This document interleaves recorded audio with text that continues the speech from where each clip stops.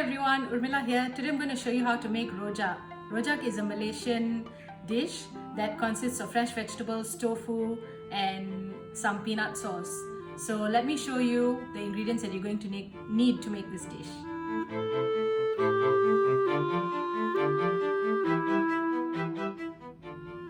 Okay, so for the first part, we're going to go through the ingredients for the sauce.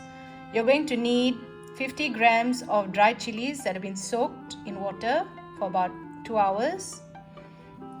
You need 100 grams of fresh garlic. Then you need about 50 grams of tamarind paste. If you're using, the one that I'm using has seeds in it, but if you're using the tamarind pulp which doesn't have seeds, then maybe use half the amount because it's more potent. Then you need about 200 grams of peanuts, which we're going to grind into a paste, and extra 50 grams of peanuts that we're going to pound and have it like roughly pounded. And then you need about 30 grams of sesame seeds and 6 tablespoons of brown sugar, and of course salt to taste. Okay, so now we're going to grind the dried chili and the garlic in the blender, and we're going to set that aside. While I do that, before I do that, I'm going to actually soak my tamarind in some water so that we can get the tamarind juice out. So you need about 4 cups of water.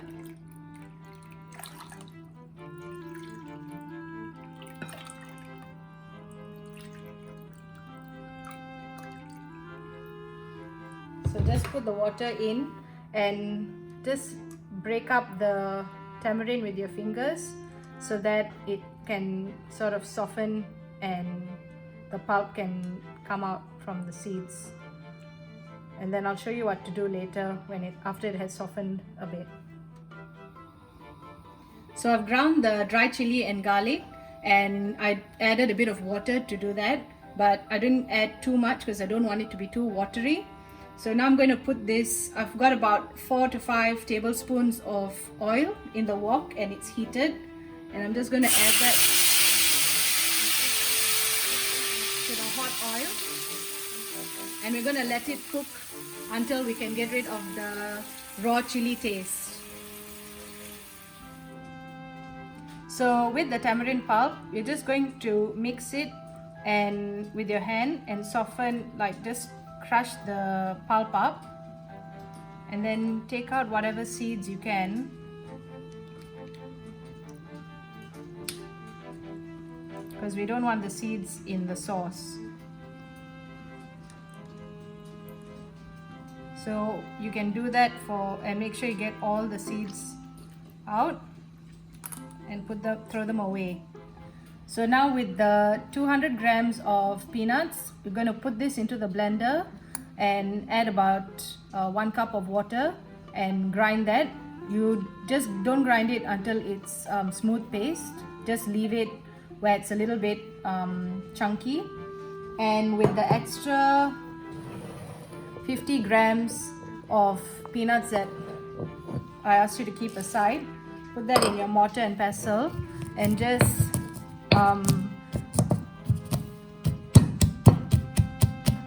bash it until you get a nice chunky pieces of nuts.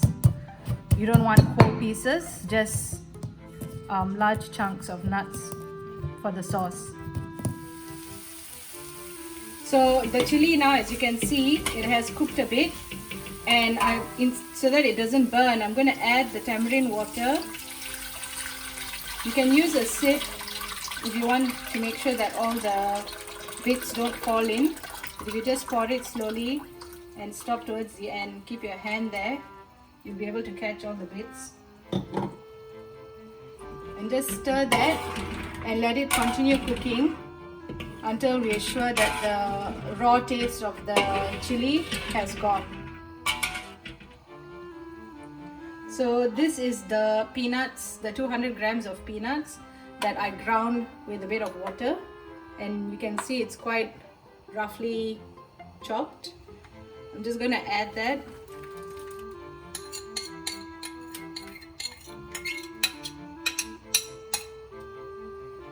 And I'm going to add the other chopped peanuts and sesame seeds as well.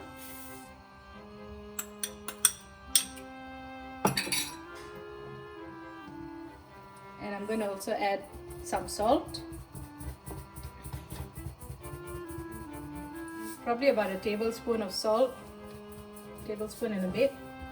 Salt is a very tricky ingredient when you're cooking with it.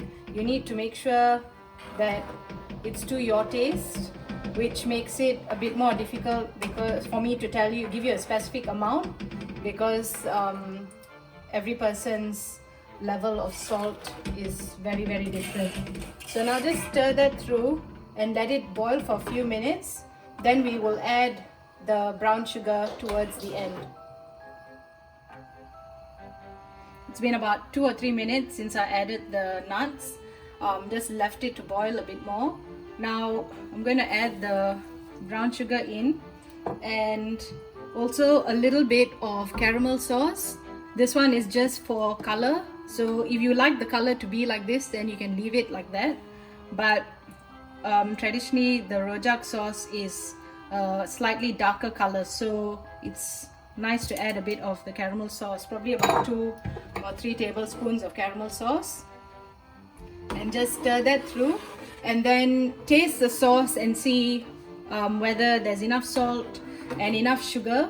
This sauce should be slightly sweeter than other peanut sauces, so if you think that it doesn't have enough sugar, then add a little more. So while balancing it, I found that it's still a bit too runny. The sauce is still too thin.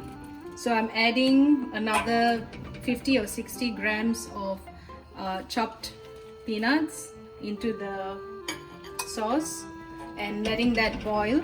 And the sauce should thicken up with the peanuts after a while anyway.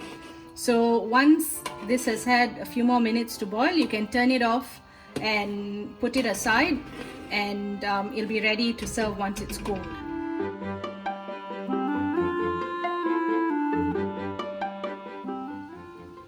So for the next part, rojak usually has a fried element which is made out of flour and some vegetables. So I've got 2 cups of self-raising flour here. You can use plain flour as well if you prefer.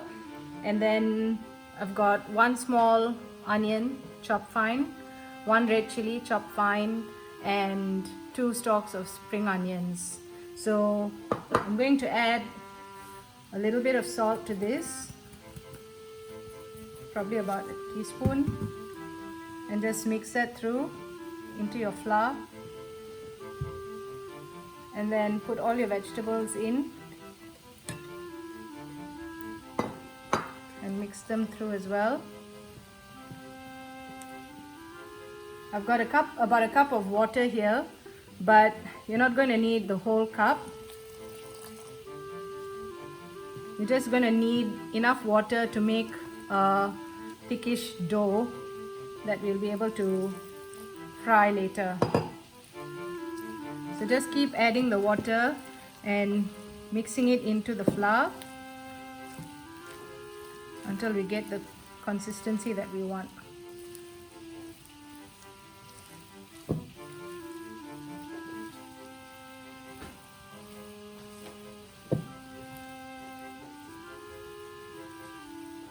You can add other vegetables if you like. You can add tauge, which is bean sprouts.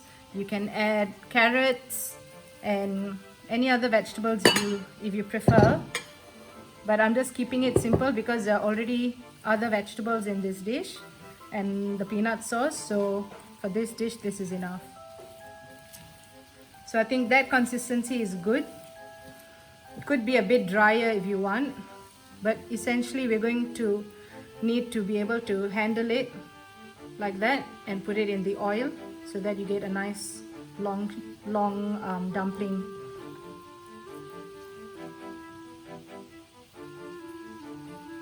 which I'll show you how to fry it in a few minutes. So we're going to deep fry the batter that we made earlier. Just take a handful in your hands and pull it apart like that and drop it into the oil so that you get longish dumplings.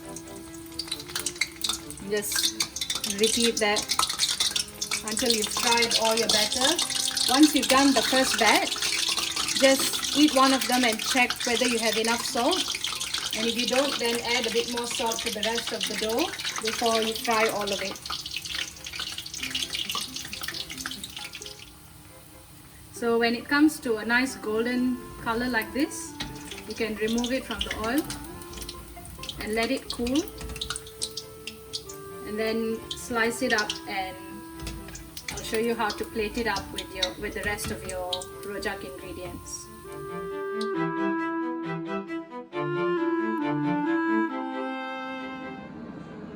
So for the last part, the third part, what we need to do is get cucumber and just roughly cut it like this. You can cut it actually in any shape that you like, but make sure it's a bit chunky, not very thin slices. Then you need to get fresh tofu, the big blocks like that, and deep fry them, and then cut them up into longish pieces, or even smaller cubes is fine. So it's up to you how you want to present your rojak dish. Then here I've got 1 tin of pineapple pieces. So I couldn't get the pieces, I had to get the slices that were in juice, and I cut it up into smaller pieces to the size that I like. And then lastly, we've got some bean sprouts or tauge. This will need to be blanched in a bit of hot water, and then it's ready to be eaten. You can also add sengkuang.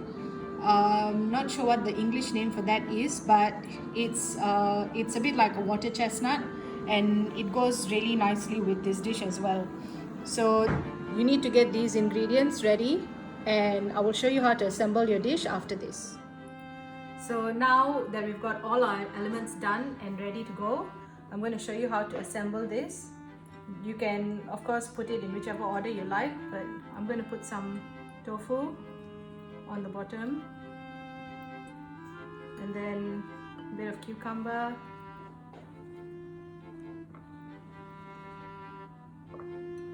some pineapple,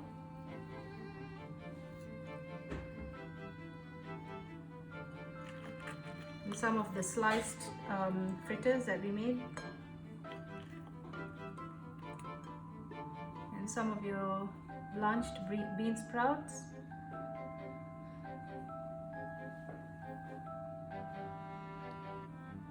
and then just pour your sauce on the top.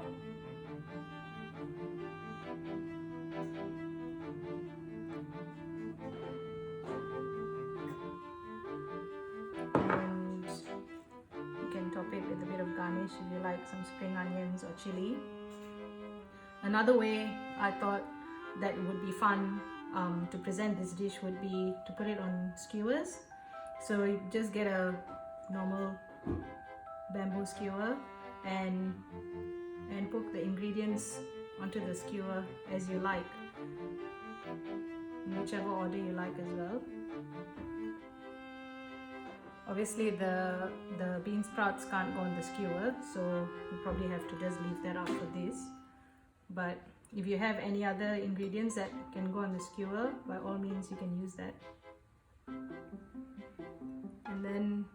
And this would be a fun thing for parties and stuff like that as well. So hope you enjoyed the video, and good luck making the dish. Happy cooking!